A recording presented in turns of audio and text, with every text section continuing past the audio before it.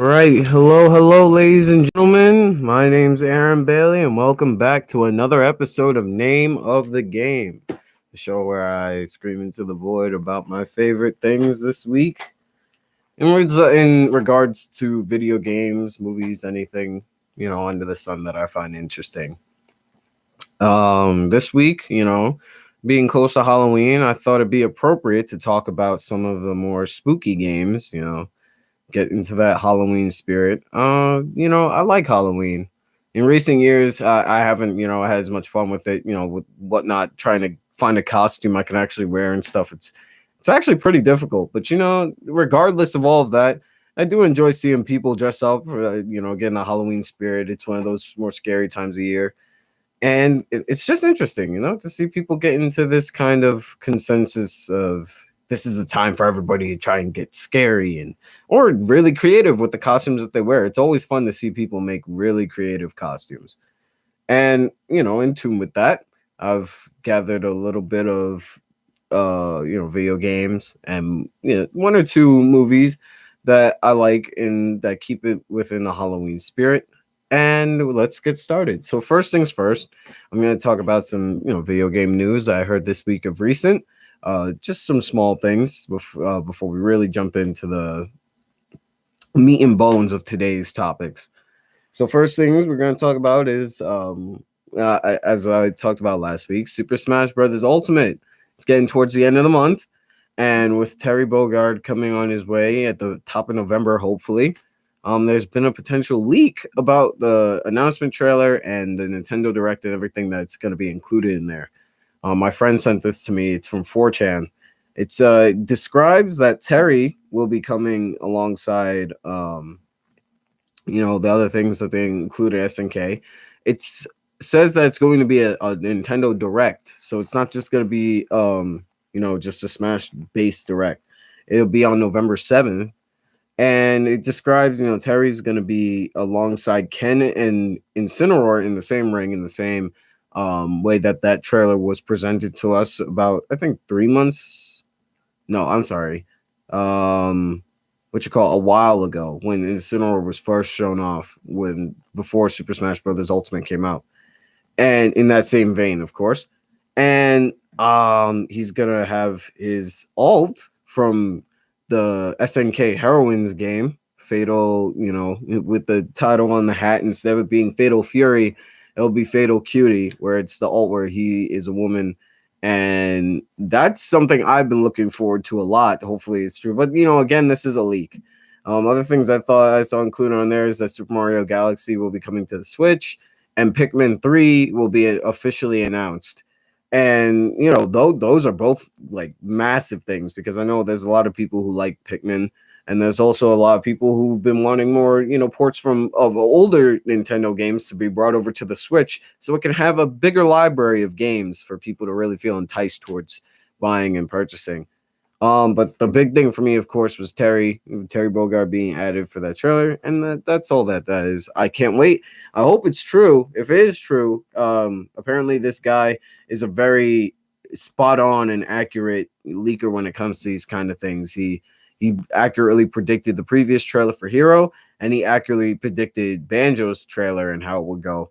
So hey man, maybe he's right, maybe he's wrong. He did say, he worked at Nintendo, which is the classic. Oh yeah, I work at Nintendo, and I managed to find the trailer thing. And he was able to tell us a little bit about it. He said that he would get in trouble if he told us too much. The validity of this is a bit sketchy, but I have faith, even if it's just a tiny bit. The Grinch leak has kind of cut down a lot of people's faith in leaks because while that leak was masterfully done, it was indeed fake. And we didn't get any Choir Kids. We didn't get any Excite Bike in the game. That it's kind of ridiculous that people really thought that they did manage to get into the game in a form of being spirits, but other than that, that entire banner that was made, that very blurry image, was indeed fake. So the validity of leaks has been called into question yet again, and I can't wait to see if this one's true or not. Moving right along, we got BlizzCon, which I believe is happening this weekend. And Blizzard has been in really hot water lately with its controversy over how it's been treating its customers with Hong Kong, with the Hong Kong protests coming up in their news and how they treat their competitors in other games like Hearthstone and not StarCraft, Hearthstone and League, and I've not League. And BlizzCon is happening this weekend, which is supposed to be Blizzard's version of like Sony's conference or Nintendo's massive direct that they have when E3 rolls around. But this time around, we're going to be talking about Overwatch 2, which has been confirmed as being an actual thing. There's been a lot of speculation about what it's going to be about. You know, some people are saying there's going to be a lot of single player content. Some people are saying that it's going to be, you know, more PvP based than it was before, which is kind of a stretch of my imagination because Overwatch 1 was actually completely, you know, PvP. And I don't really see how they would kind of direct it towards being more PvP than it was before. So hopefully they, you know, this one has more PvE content in it, more story based content, you know, to flesh out the characters that's been so vigorously pumping into the game month after month after month. We'll have to see what happens. Honestly, I don't see this as being a bright future for Blizzard because Overwatch has been thrown under the bus with its community kind of coming out against it and seeing how Blizzard's been treating those who support the Hong Kong protests. And I think Blizzard's kind of shooting itself in the foot, but we'll just have to wait and see because there's no way they can afford to not have this convention this week. So we'll just have to see what Blizzard does in response. All right, that's all we've got for the gaming news this week. There wasn't really much to talk about. So moving right along, we're going to be talking about indie games this week, and in particular, some of the more spooky ones that I managed to find time to play. There's only ever been one console game that I've played before that's oriented in being of the horror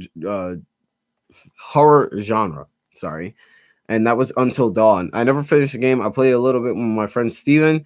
It's basically choose your own path kind of game where you're with these. It's a classic 80s horror concept where it's a bunch of kids go up to this log cabin for the winter to, you know, hang out. It's a ski lodge and everything, and things are very sketchy. You know, somebody ends up getting killed and you have to go and figure out who's the killer and why they keep dying. And as you're doing that, you know, you play as the different characters and they all end up dying in mysterious ways. You get to choose, you know, whether or not they live or survive, so it's all up to you. It's in your hands. It's almost like you're the murderer in question, but really, you know, it's a very interesting game. I should finish it one of these days. But until then, that's the only one I've played on consoles. Steam seems to be where I've gone recently for my horror game fix, and with the first horror game we'll be starting off with is it's not really a horror game. I'd actually call it more of a Metroidvania. It's just a very atmospheric game where the atmosphere is that of what I consider to be a horror genre and things like that. So Hollow Knight is a Metroidvania that was made in excuse me for a second, my computer seems to be acting up. Come on. All right. Hollow Knight is a game that was Hollow Knight is a game that was made in 2016, I believe. 2016? Yeah. 2016. It's a Metroidvania, same kind of like Castlevania, Metroid style games where it's a giant map and you have to go out there exploring it. You're playing as this little, you know, kind of cute dude who's got a big mask on, and you're exploring this entire vast world that's been shrouded in darkness, and it's very atmospheric. It's very much like Dark Souls. I don't want to draw comparisons to Dark Souls too much, but it is very Dark Souls-esque with the way that you do combat, the way that you fight bosses, the way that even the system of lives work is like if you die, all your souls get trapped into this spiritual version of you that floats around in the same space that you were when you died, and you get sent back to your last save point, and you have to go back and defeat yourself to get back all your souls, quote unquote souls. You know, so you keep your revenue and you still have enough money to progress, basically. It's a very fun game. I played it for quite a bit. It's super challenging. And I don't know what happened, but I just kind of, the last time I played it was, I'm trying to see. It's been a very long time. I've only been 47 hours into it, which isn't very long at all. But it you know, it's very fun. The only reason I think I stopped playing it was because of time and maybe a little bit loss of interest. But by no means is it a bad game. It's just I'm very bad at finishing games. My Steam library is full of games I've never finished before. Like I'm looking here, and I have Nid Owlboy, which I haven't even started playing. Emily's Way, Freedom Planet, which I'm pretty sure I'm at the end, but for whatever reason I haven't finished playing. Um, Battle Chef Brigade, which is a great game that I haven't finished playing. There's a number of them on here. Shovel Knight Treasure Trove, even Shantae. Man, I can't believe I haven't finished Shantae. For all the love I profess to that series, and I haven't even finished the game. So Hollow Knight is a very atmospheric game. All the characters that you see in there are bug based, I would say, but they're like cute bugs. They're not, the creepy crawly things that you see. They're cute. They're chibi sized. They talk in this odd language that I think is very reminiscent of French, but it's like jumbled, so it doesn't resemble French or English for any manner at all. It's subtitle based. You go around the world. There's various mechanics you can use for parrying, for how you attack, how you move. It's very tight controls. Super atmospheric, and that when you head underground for the whole map and everything. Every world that you step into is different, but you still feel that same atmosphere of this is very creepy. This is very uh, um, scary. At any second you could be defeated, or you could end up fighting a new enemy that pokes itself up from the ground. Especially when you're low on lives, the screen kind of darkens, and it kind of zooms in. You're trying to run around. It kind of has that same, oh, my heart's beating in my ears kind of thing. And I like it quite a bit. I definitely want to finish it one day. There's new DLC. Hollow Knight 2 is coming out, but you can't really say it's Hollow Knight 2 because it follows a completely different character. And Wasp, which is a recurring character in the first game that you fight. And oh man, I gotta finish this game first so I can hop into that one, because that one actually looks amazing. There's new moves, new characters, new maps, new bosses. If there's one thing that Hollow Knight's famous for, it's for the fact that it has a ton of enemies and a ton of bosses that you can end up going to fight through. I give this game like a 5 out of 5, 10 out of 10 in terms of presentation, gameplay, longevity, that kind of thing. And it definitely is something that you should go and check out, especially this holiday season. It's very cheap on Steam, I'm sure.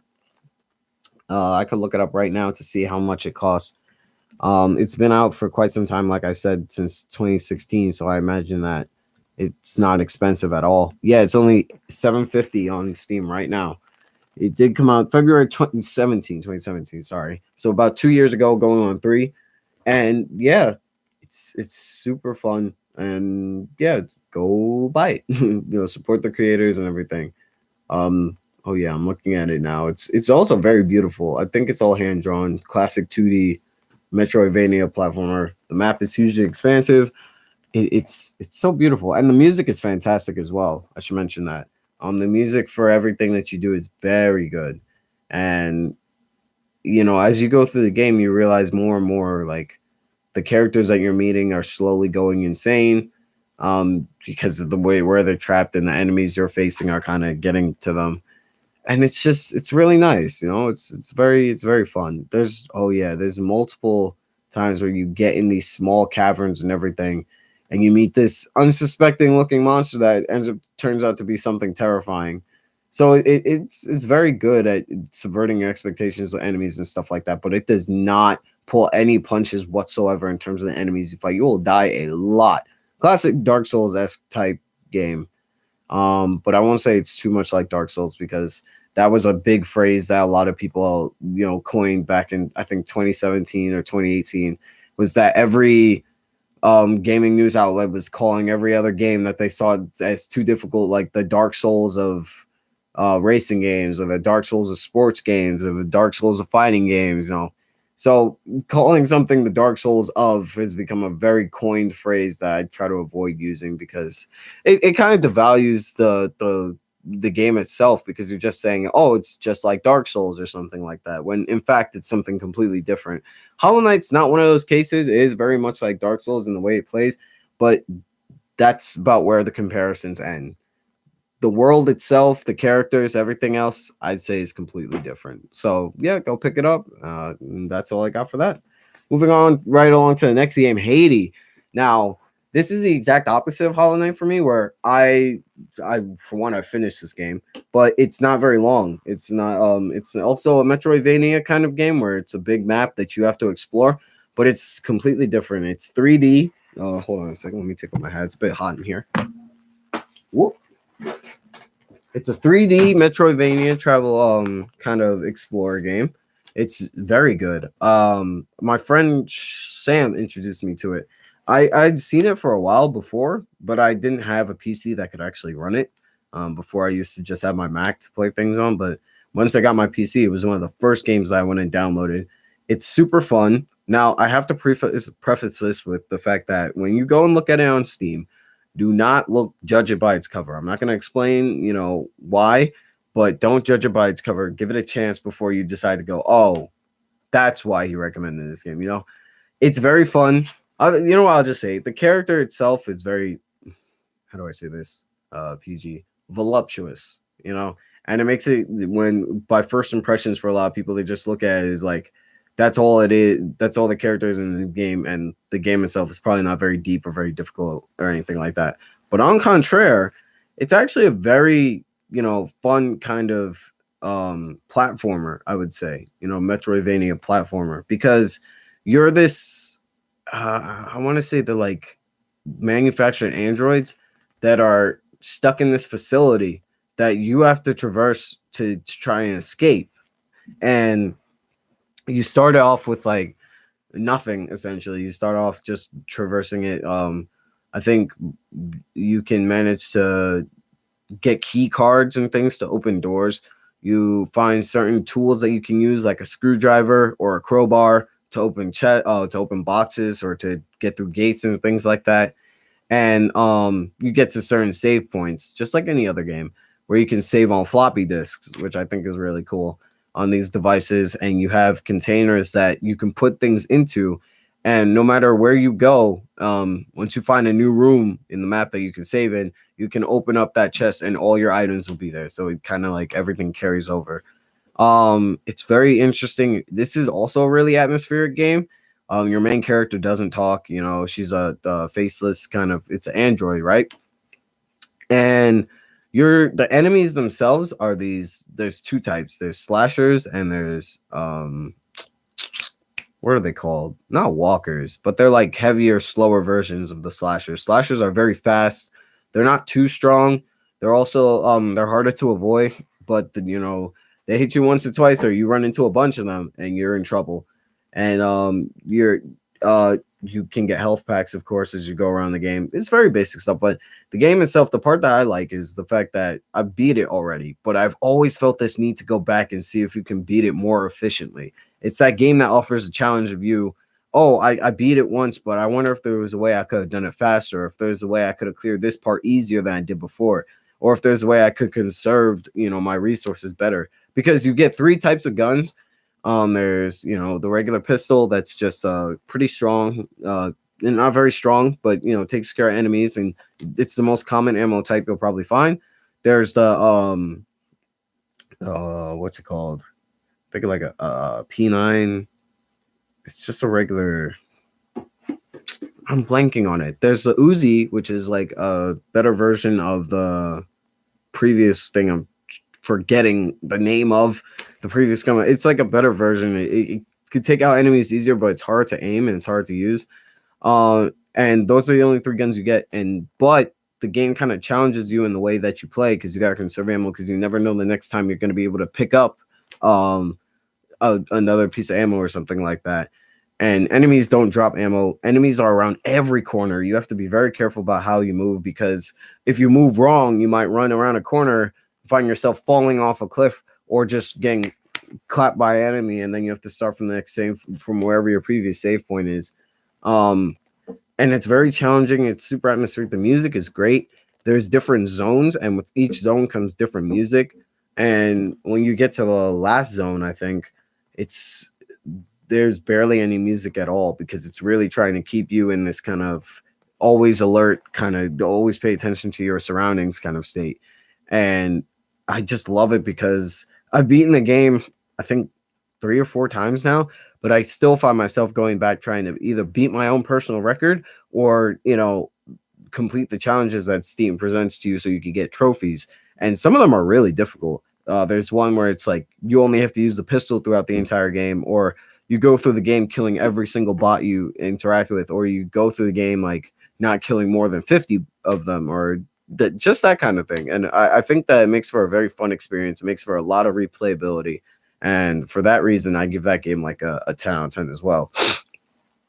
Um, if I was to say, I'm hoping there's a second game.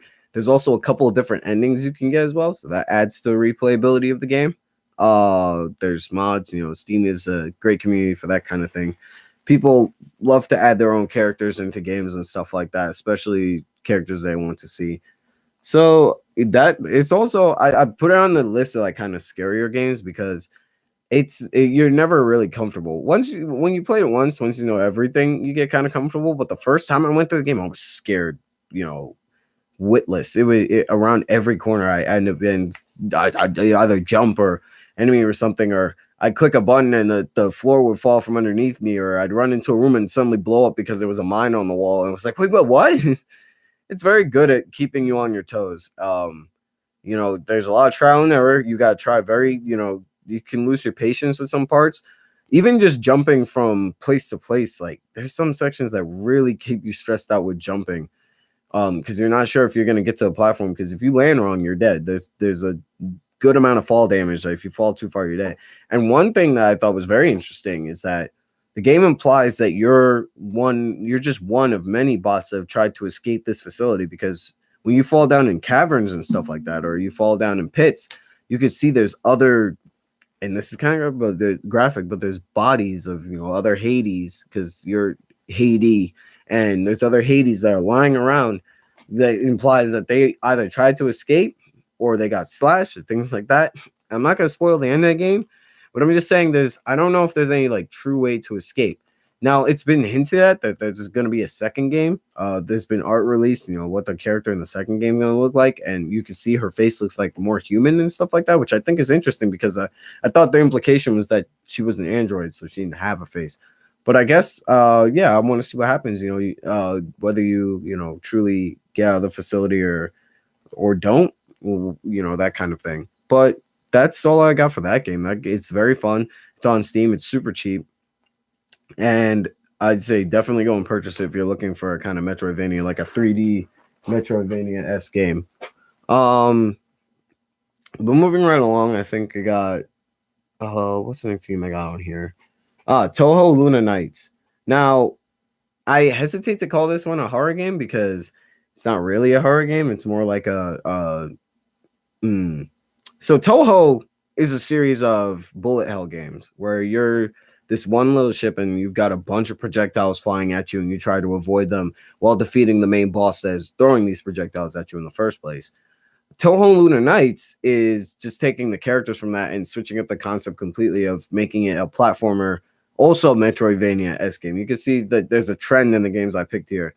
A Metroidvania-esque game that, I'll go back to Hades in a second. There's one thing I forgot to mention, but yeah, Metroidvania-esque game that you traverse with this one character that has the ability to like slow down or stop time entirely. And by doing that, you're just traversing the game, defeating enemies and things like that. Touhou is a very expansive series of games that has, I think it's up to like 13 or 14 games in the series. It's very old too. It's from the 90s that the creator's been making this. So they had no qualms when these people came along and wanted to make a fan version of it on Steam. So definitely when I picked it up and I started to play it, I actually preferred it over the bullet hell of the original Touhou style of games. My friend kind of gets annoyed at me every now and then whenever I bring it up, because like that's not really a Touhou game. It's just a spin-off that somebody went and made. I'm like, yeah, that's fine, but I just think it's more fun than the original games. He's like, it's pretty funny to see his reaction. But yeah, it's very fun. You have the ability to essentially, like I said, stop time. She has this watch that she clicks and you can stop time, and it allows you to it's very like, I don't want to say Dio based, from JoJo's Bizarre Adventures, if anybody's familiar with that. But the main villain of that series, Dio, also has the ability to stop time. And he's also a big fan of, throwing knives at you as a way of like defeating you. And Sakuya, who's the main character that you're playing in this game, has the ability to stop time, and her primary way of attacking you is not like kicks or punches, but just throwing knives, like a lot of knives. And you use up your MP bar when you do this. And as you traverse the game, you get to be able to, the ability to stop time for longer and longer, new abilities, new power ups, and things like that. And but the game is by no means easy. The bosses you fight are very reminiscent of Toho itself, where they're bullet hell based.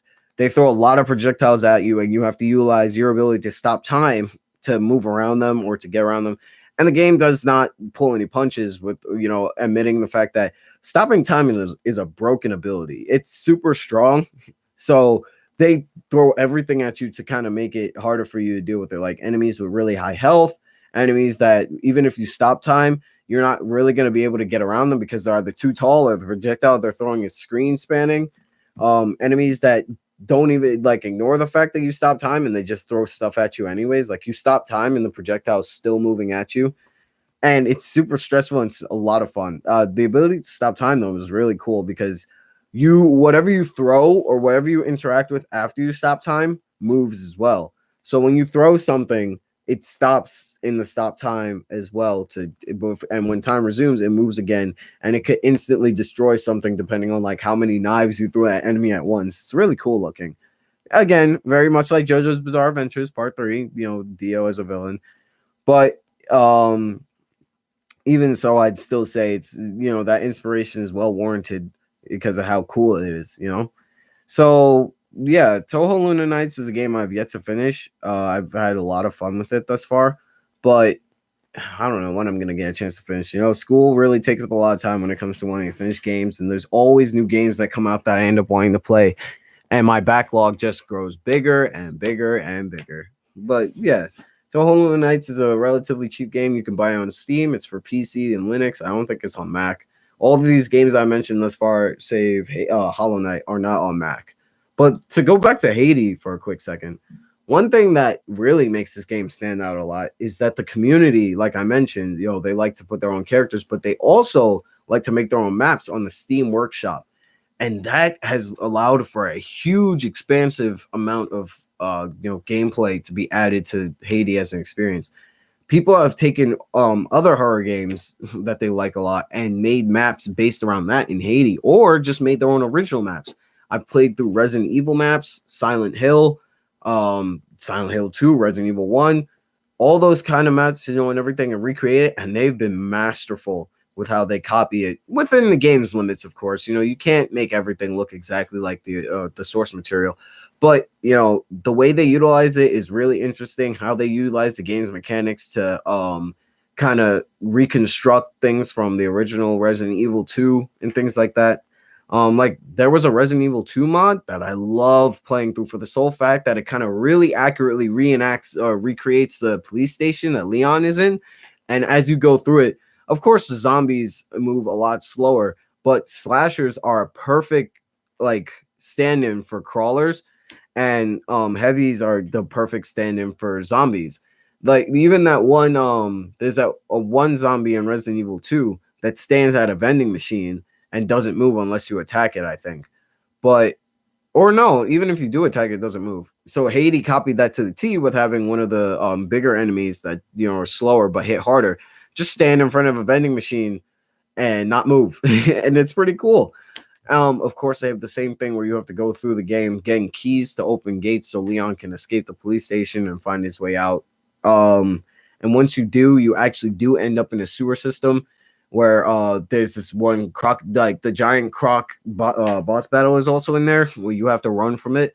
Of course, it's a way dumbed down because using Hades engine, you can't accurately reenact everything.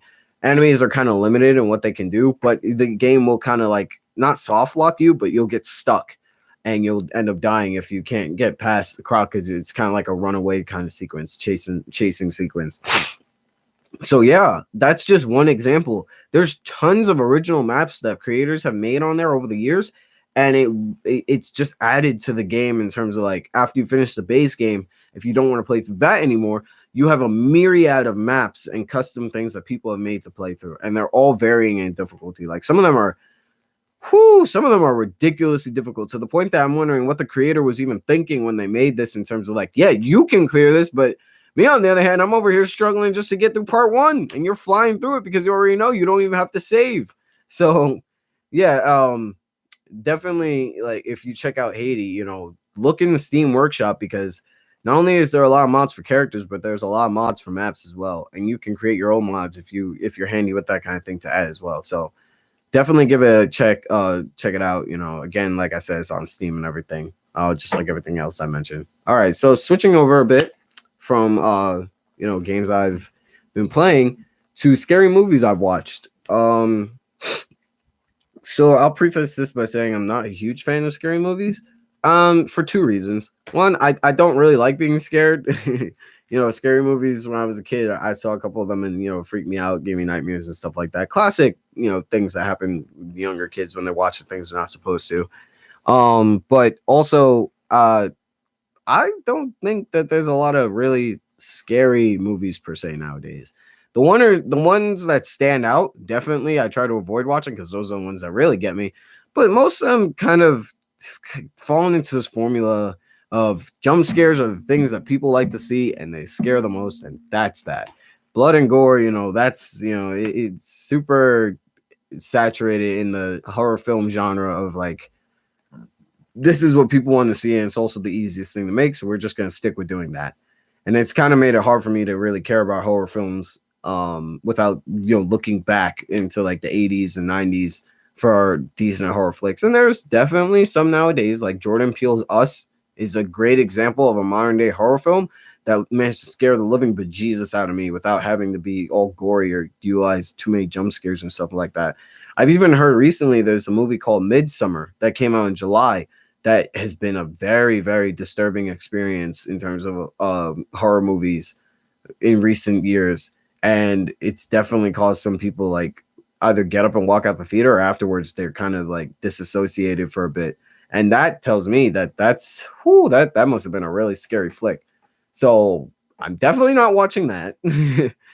But there has been some horror movies that either I've been forced to watch or I accidentally end up watching over the years. And the two I can think of that are most memorable are when I was a kid. This is from when I was a kid. I think I'll use one from when I was a kid and one from when I was adult.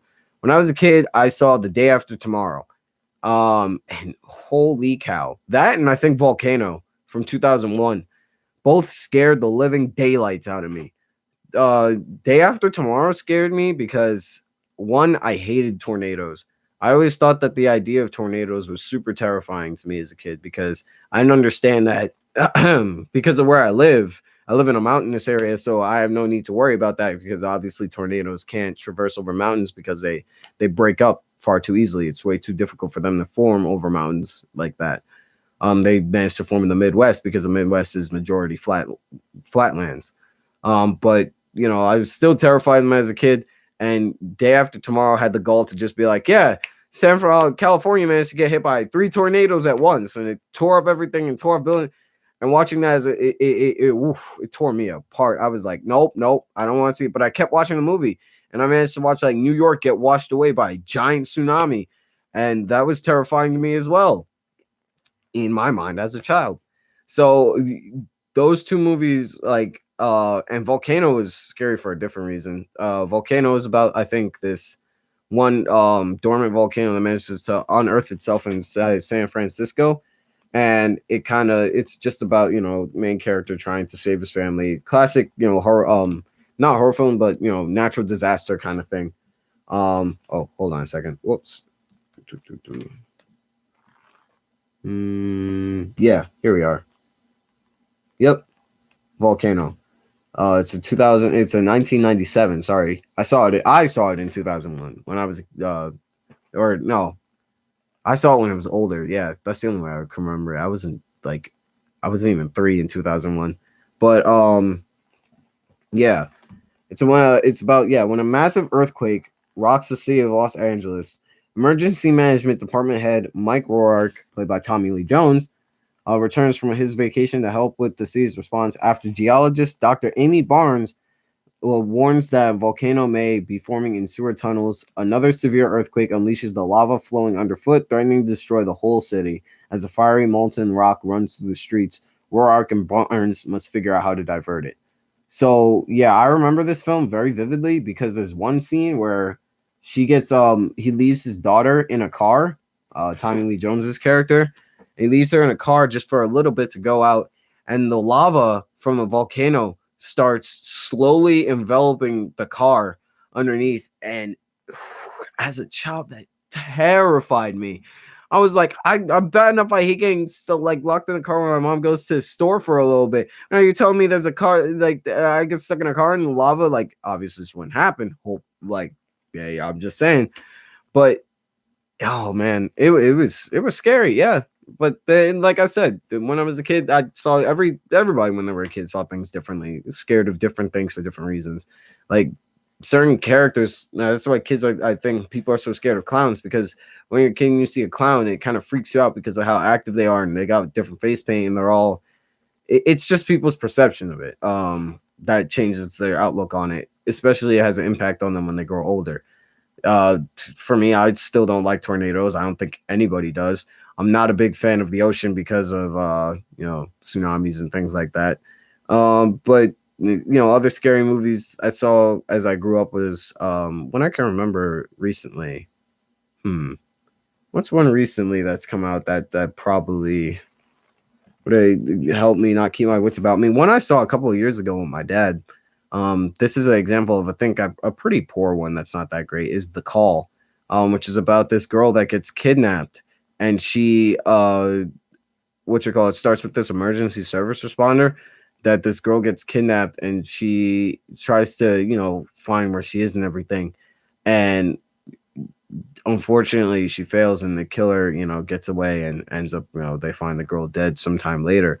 And then a couple years later, she gets another, she's still working as emergency responder. Somebody calls, a girl calls saying, I'm in the back of this guy's car, you have to help me, everything. And she's trying to get her location, and she realizes is that it's the same killer that from before. And she goes and takes it upon herself to try and track this person down. And it's this whole thing, the guy stops at a gas station. One scene I remember in particular is that one guy at the gas station almost finds out that he has a girl kidnapped in his car, and he ends up like pouring gasoline all over the guy and lights him on fire. And I watched this with my dad when I was like 10.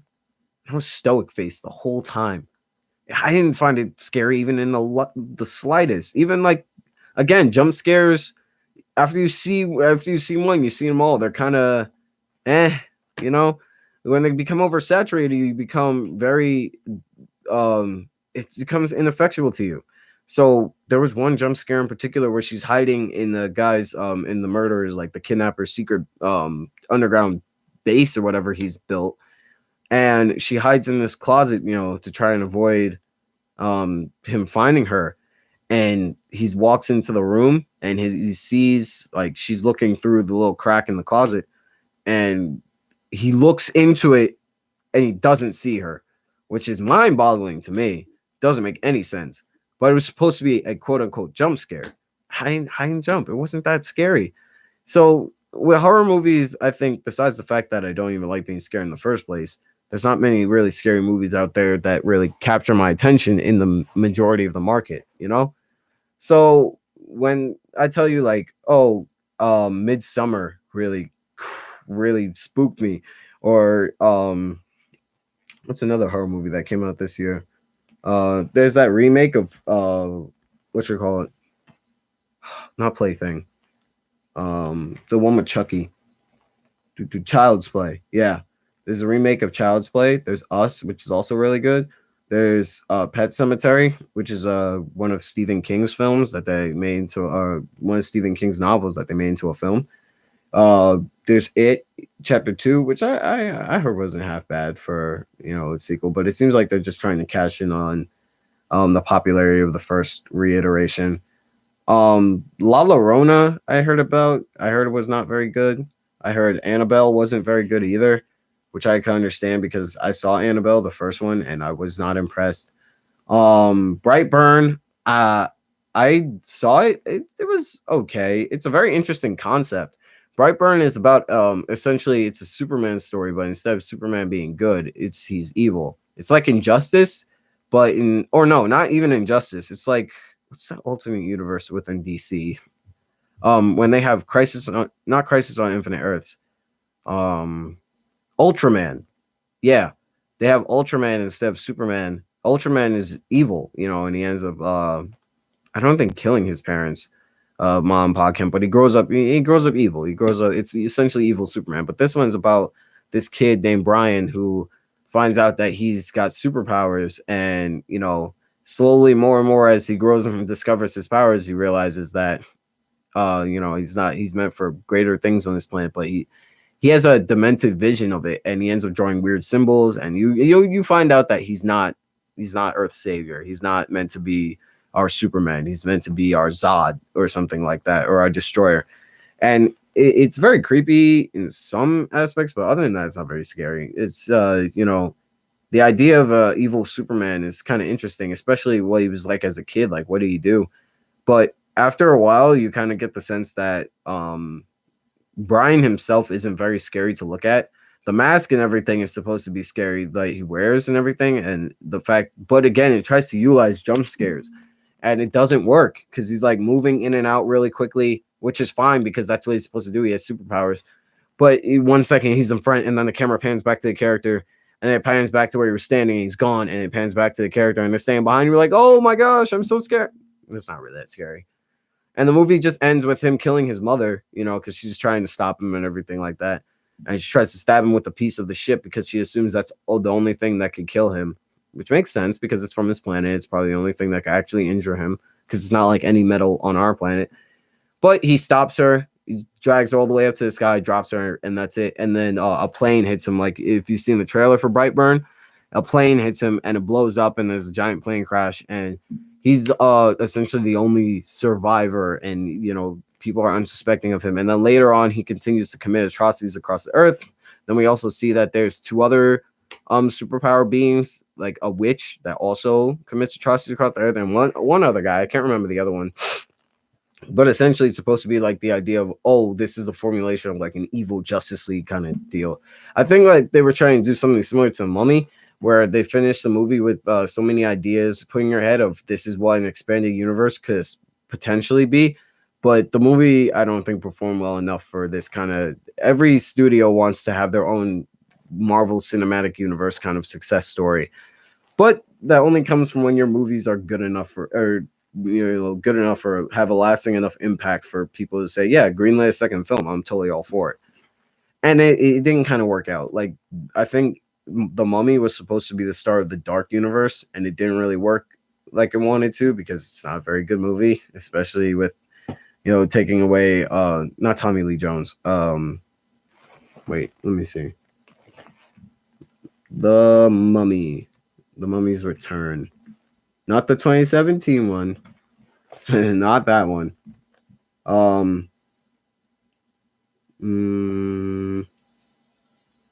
Oh man, where is it? Oh yeah, it's where's the cast? I'm trying to remember. Brendan Fraser. Wow, he got big. Brendan Fraser. The Brendan Fraser films were, what they were. They're not really scary movies, but they're just kind of like action flicks, like Indiana Jones style. And then 2017 Mummy tries to be this. I don't know what it's trying to be, actually. I feel like it's trying to build a cinematic universe, but it's not very good at it because not only is the characters aren't very interesting, but they shove all this backstory in your face and they try to give you this idea like, oh, there's other creatures out there as well. And they even introduce the idea of like Dr. Jekyll and Mr. Hyde because they meet Dr. Jekyll, right? And he's the one who's helping them to try and keep the mummy under control once they capture her and everything.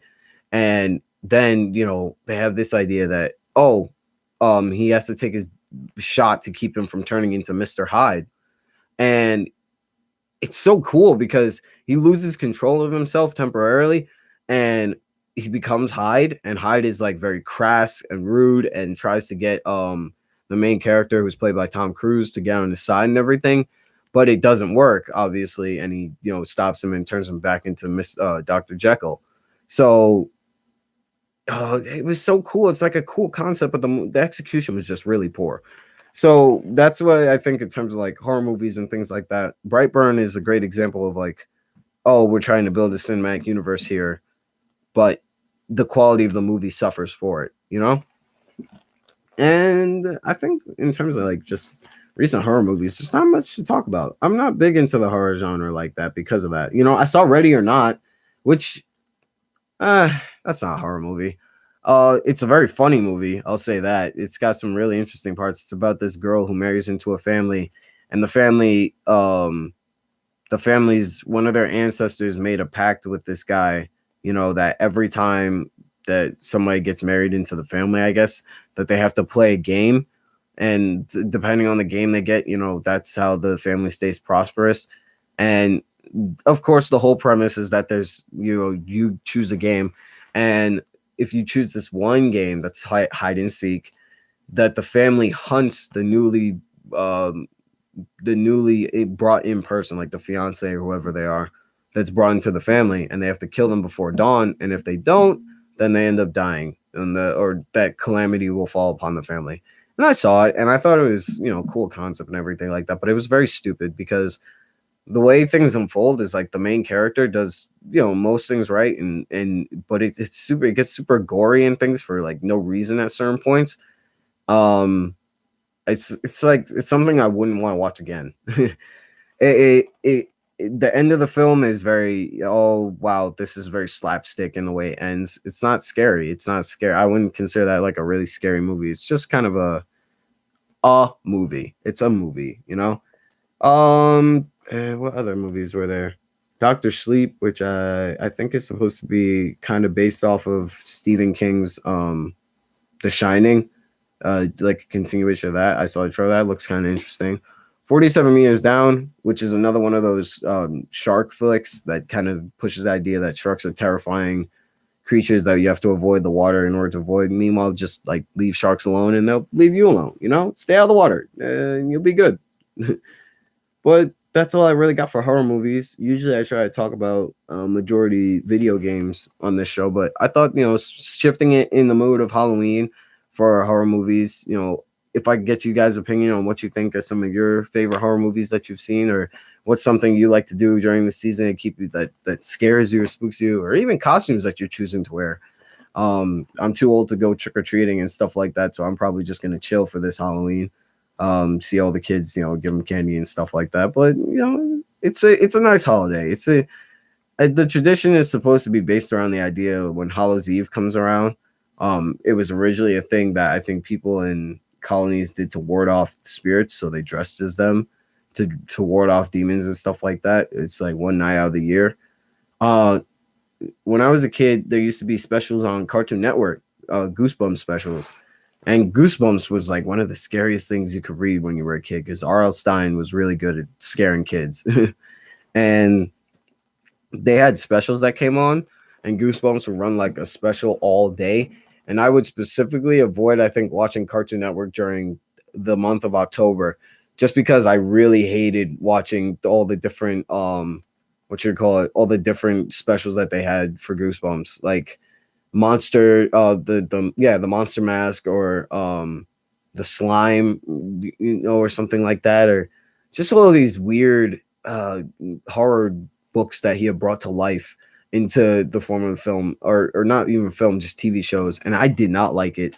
So I would just avoid watching Cartoon Network for the whole month, but that's something that I thought was really scary. I wonder if they still have that. I haven't watched Cartoon Network in some time to be able to tell you, but R.L. Stein is one of those authors that, you know, he's geared towards kids, but I think he's a very good horror author, and it makes for some really interesting things to listen to, especially if you read it when you were a kid to see it on the screen, makes it twice as scary. But I think that the real scary part about R.L. Stein is your imagination is what makes it scary, because you can see the art on the book, but I can't tell you how many times that I've seen the art on the book and then my mind ends up taking it to a completely different place. And I would have to stop reading. But every time I went to the library or I went to pick up an R.L. Stein book, I couldn't stop myself from reading it, you know? They were just too enticing, especially with the way he ends them. They're always ended on cliffhangers that make you think that it's never truly over, you know? So that's for me, that was the epitome of horror for a bit. Reading allows your mind to take things to the next level. And the fear is only amplified by the mind because it's what makes it easier for you to think, well, what if this is happening, or this is what this looks like, or this is so scary, because it's what's scary to you. And if it's interesting enough of the book for you to pick it up in the first place to read it, it's definitely going to end up messing with your mind by the end of it. I guarantee it. That's why I think certain filmmakers are like Alfred Hitchcock's the like Alfred Hitchcock, Stephen King.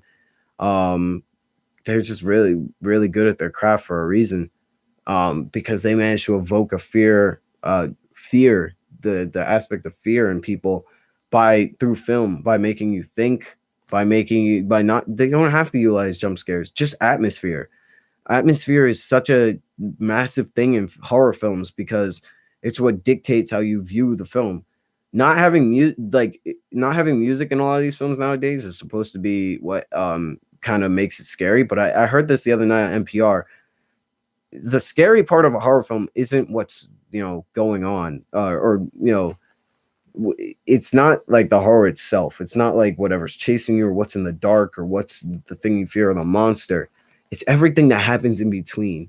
That build up, everything that happens in between that is what really makes it scary. And when you have nothing going on in between, well, there's not much to really be scared of, right? You're just looking forward to this scary thing that's supposed to be there, but when nothing's there, and when you finally do see the scary thing and it's not as scary as you really thought it was going to be, you just built it up that way in your mind. Well, there's a level of disappointment that comes with that, because afterwards you're like, it wasn't really that scary. It's all a matter of perspective. That's what I think when it comes to horror films and things like that. But that's all the time I have for this week. I'm glad that you guys could join me to hear my nonsensical ramblings about horror movies after I got done talking about video games for a short while. Like I always say, you can follow me on Twitter my tag is at the Young Chef, Great Lord Chef on Twitter. Give me a follow. Send me anything that you like me to talk about on the show. You can always email me. Oh, that threw me off for a second. You can always email me at abailey6@gales.iona.edu. I'm always up for people giving me topics and things that I could talk about on the show. Try to take this to YouTube and things like that. Next week, I will be back. Hopefully, Terry will be out by then, so I have an excuse to talk even more about King of Fighters and fighting games, because that's my favorite genre. But hey, that's just the name of the game. Thank you guys for tuning in, and I will see you next time.